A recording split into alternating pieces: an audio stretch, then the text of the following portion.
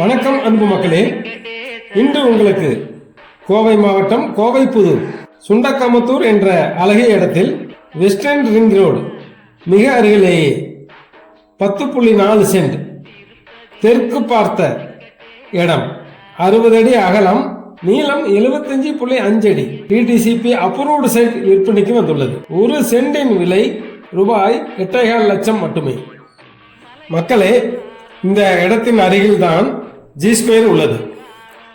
இதன் அருகில் உள்ள மலையில் திருப்பதி டெம்பிள் ஆரம்பிக்க உள்ளார்கள்.